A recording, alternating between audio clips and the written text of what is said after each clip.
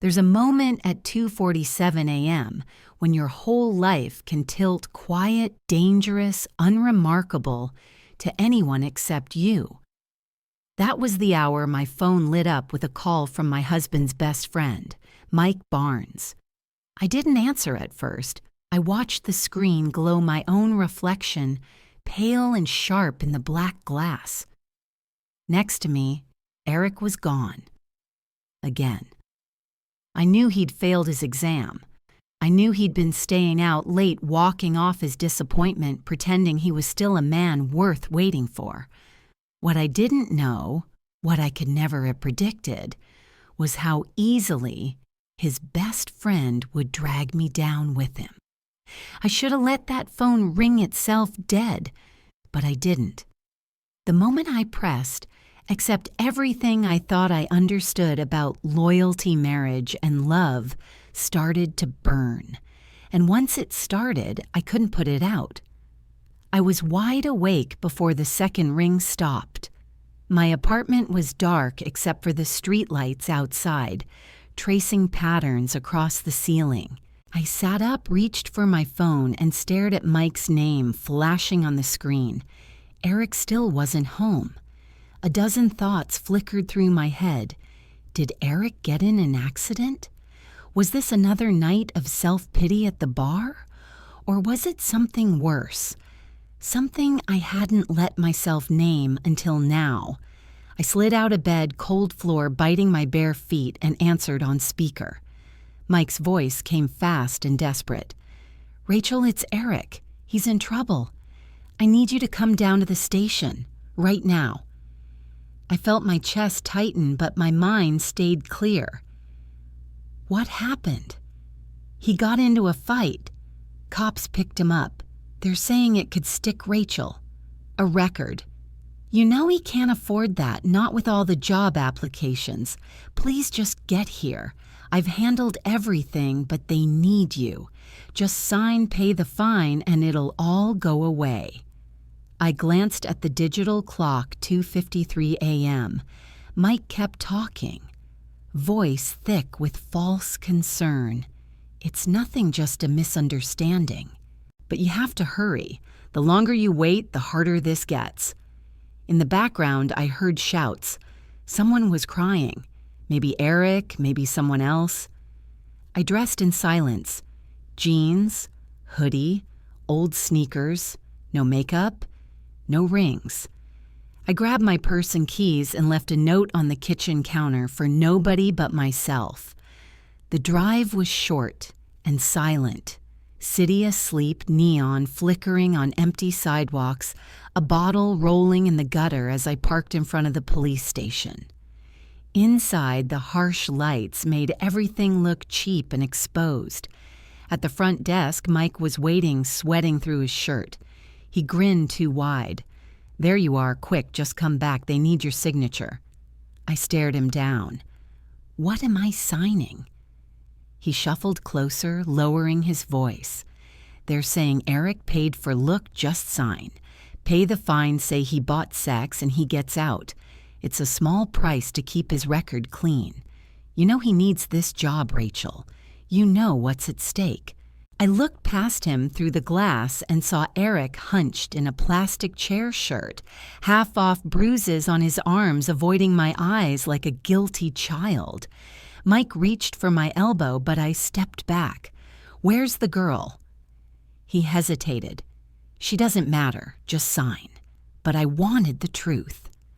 I moved past him, walked into the holding room, and found her young, dressed for a party that went wrong, lipstick smudged, eyes hollow. I spoke quietly. "Did he hit you?" She blinked, startled, then shook her head. "No, not really. I turned to the officer on duty. I want a copy of every report. I'm not signing a damn thing until I know exactly what happened." Mike's face fell. Eric's face fell further.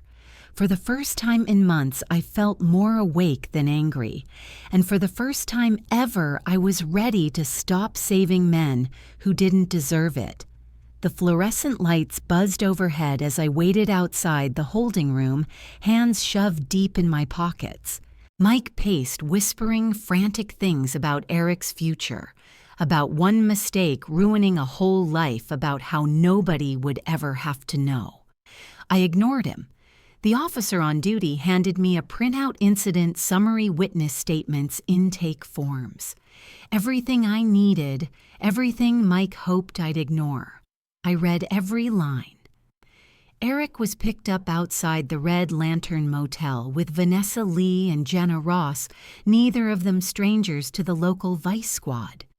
There was cash. There were text messages. There was video from a convenience store next door. Mike's story, Eric was set up. He just needed someone to talk to. The police, Eric confessed to soliciting companionship. Vanessa. He said he was lonely. I thought he just wanted to talk until he handed me cash. Jen and Mike told me to call the cops if things got weird. Said it would help a friend out. I pressed my thumb to the bridge of my nose, pulse hammering. Mike leaned in. Just sign Rachel. Say you're his wife. Say it was a misunderstanding. Shut up, I said louder than I intended. The officer glanced up, bored but alert. Mike hissed. Rachel, please, this is how it works. You take the fall, he gets a warning, we pay a fee, everybody moves on. I looked at Eric through the glass. He didn't look up. I remembered the nights I'd sat at home while he studied with Mike. The way he'd flinched when I asked about money, about job applications, about why his phone was always face down on the table. The pieces clicked. The anger didn't come. Just a cold, settling clarity. I turned to the officer. I'm not signing. I'm not covering. If he broke the law, charge him. If he didn't, release him. Either way, I'm done lying for men who never lie for me. Mike's jaw dropped. Eric finally looked up, eyes wide, pleading. I turned and walked out, the sound of my own footsteps louder than the chaos behind me. The city air stung my face. For the first time in years, I didn't look back. I didn't sleep that night. I didn't try. My phone buzzed off and on until sunrise. Mike's texts. Come back, just talk to him. My mother-in-law's missed calls, a string of unread messages from Eric, most of them apologies, the rest accusations. By 9 a.m., his parents were on my doorstep. His mother had that face-tight smile, soft voice, the mask she wore for funerals and ugly family dinners. His father paced the kitchen, refusing coffee, talking low and fast about loyalty and forgiveness. My parents arrived 30 minutes later. They didn't say much, just watched silent arms crossed. My father's face was unreadable. My mother's was as sharp as cut glass.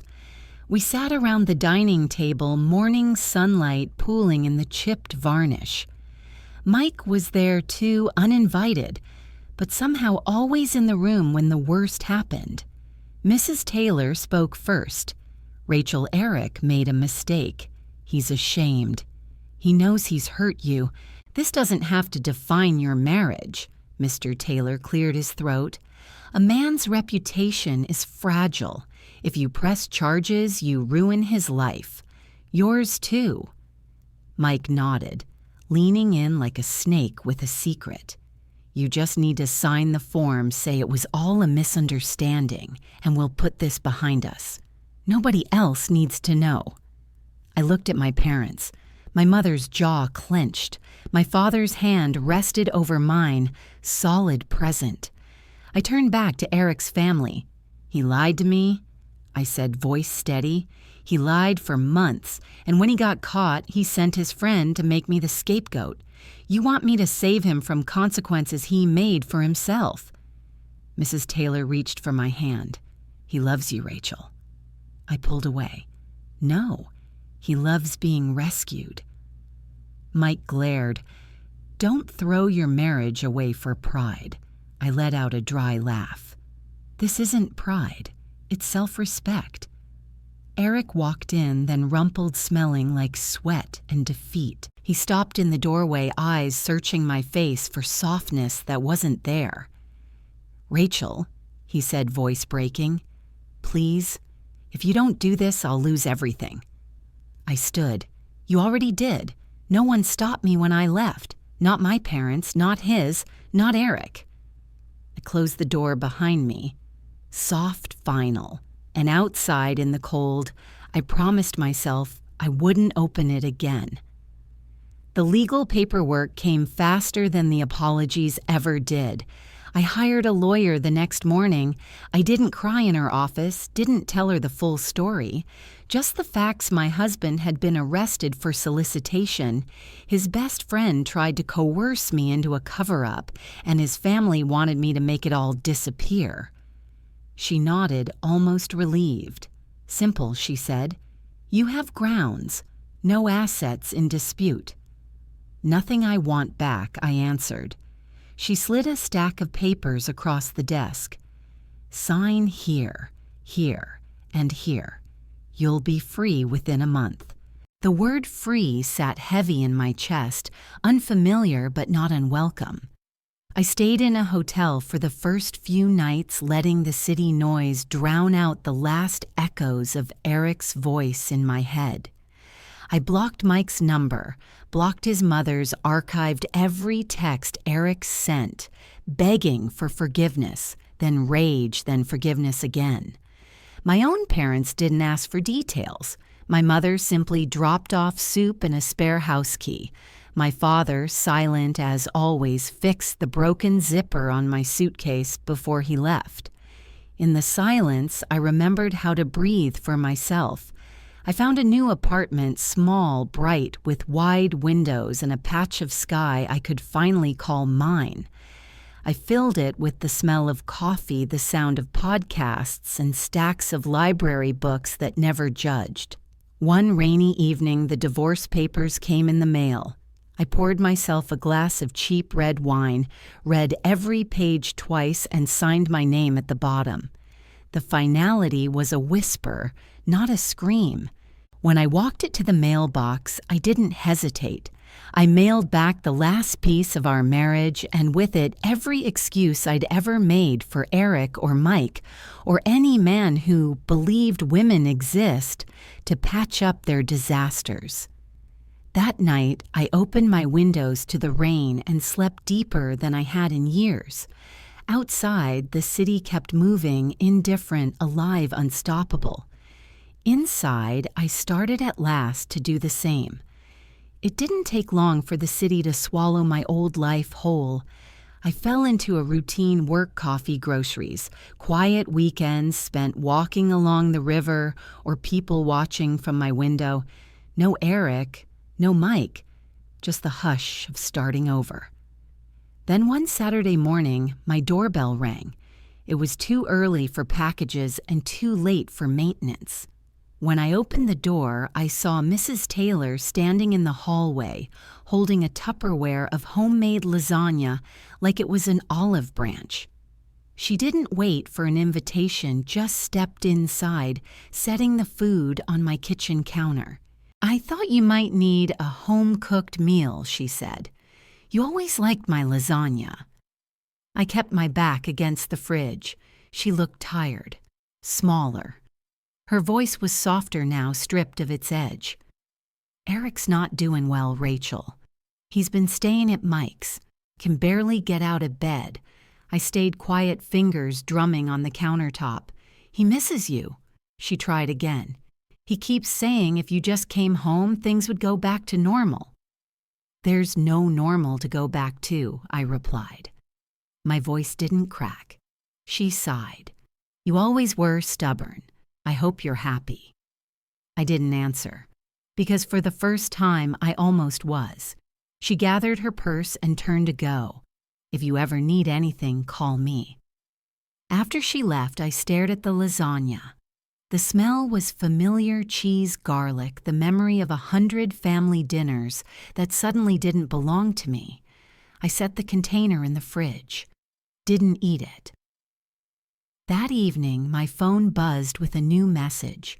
"Rachel, it's Mike. Eric's been drinking. He's a mess. He needs you." I blocked the number, turned off the lights, and let the city hold me for another silent night. because I wasn't anyone's savior anymore. Not his, not Mike's, not even Mrs. Taylor's. I was just Rachel Harris, alone alive, and finally okay with both. Spring came fast that year.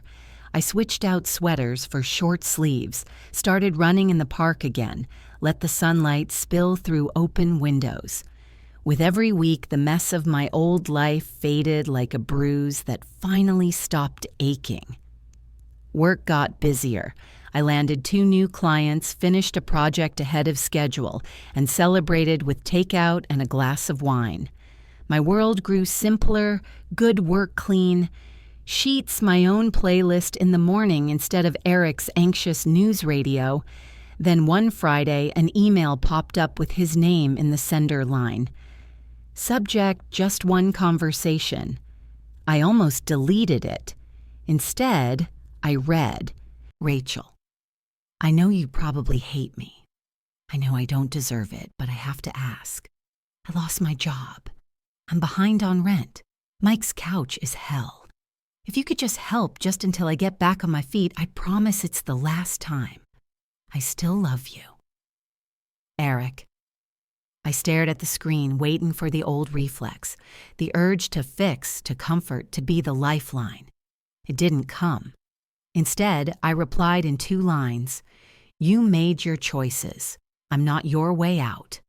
Then I archived the thread and blocked his address. The next morning, I treated myself to pancakes and coffee at a diner I'd always wanted to try. I read a book for an hour. The waitress smiled at me, called me honey. For the first time in years, nobody needed me to clean up their mess. That afternoon, I called my mom and told her I was thinking of taking a solo trip up the coast just for me, just because I could. She laughed real and bright and said, About time, sweetheart. And for the first time, I believed her. The invitation came out of nowhere. I was walking home with groceries when I spotted a familiar figure at the cafe on the corner. Mike Barnes' thinner hair, shaggier eyes darting around like he expected bad news. I almost turned away, but he saw me first. He stood up, called my name. Rachel, can we talk? My instinct was to keep walking, but something curiosity, or maybe just the need for closure, made me stop. He gestured to the empty seat. Just 5 minutes, no tricks. I sat arms crossed, bags at my feet. He didn't waste time. Eric's gone, Rachel. Moved out of state. He's not coming back. Mike's voice was flat empty. He blamed you for everything. For the job, the divorce. For me not bailing him out one more time. I said nothing. Mike stared at the tabletop, then at me. You know what's funny? After you left, I kept waiting for someone to swoop in and save us, but nobody did. Not even me. I just let everything slide. He looked up, voice shaking. I'm sorry for what I did. To you, for trying to make you take the fall, for thinking you'd always forgive us. I met his gaze. You only ever called when you needed saving. Now you're sorry because you need a witness. He flinched. We sat in silence for a long moment. Outside, the city kept moving. Inside, for the first time, I felt like the past didn't own the whole story anymore. Mike slid an envelope across the table. This is for you. Money Eric owed you. From the joint account. I didn't touch it. I took the envelope, tucked it into my purse without looking. Goodbye, Mike, I said, standing. He didn't try to stop me, didn't say another word. As I walked out into the sun, I felt it lightness, possibility, the kind of freedom that asks nothing and gives everything. It was my choice, my life. And this time, nobody else would write the ending, but me. The sun was setting when I got home, city lights flickering on as I climbed the stairs to my apartment. Grocery bags swung at my side. For the first time in years, the silence inside felt like a gift, not a warning. My phone vibrated on the kitchen counter. Unknown number, one line. Heard you're doing well. Thought you should know Eric's coming back next month. Hope you're happy. I didn't respond. I didn't need to. Whatever came next, it wasn't mine to fix. Later that evening, my mom called. She asked if I'd made a decision about that solo trip up the coast. I booked it, I said. 3 nights by the ocean. Just me. She was quiet for a second, then let out a breath that sounded a lot like relief. Good. You deserve it, Rachel. After the call, I packed a small bag, just the essentials: sneakers, jeans, the book I'd been meaning to read, and one photographed me as a little girl at the beach, grinning at a horizon that never ended. Before bed, I stood in the doorway of my living room looking out at the city below. The door was still open, cool air drifting in, but I didn't close it. Because I wasn't waiting for anyone, not for apologies, not for explanations, not for closure. I was just living. Free, unburdened, whole. And when I finally did shut the door that night, it was only because I wanted to. The motel room was nothing special. Peeling wallpaper, the scent of salt and old bleach, a battered dresser with a wobbly drawer. But when I opened the window, all I could hear was the ocean.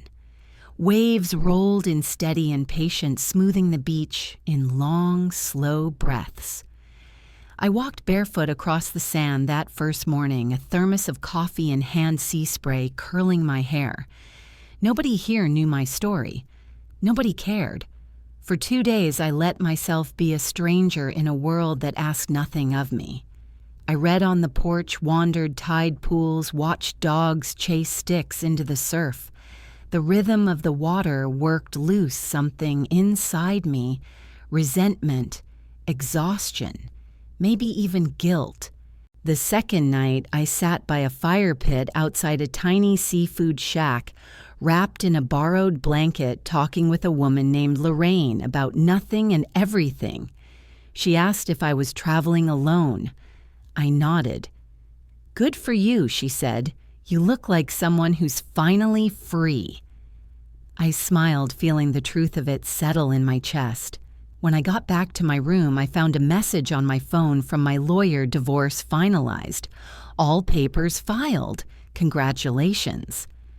I let out a laugh, quiet, disbelieving, raw. No more Eric, no more Mike, no more stories where I was the one left cleaning up. Just me.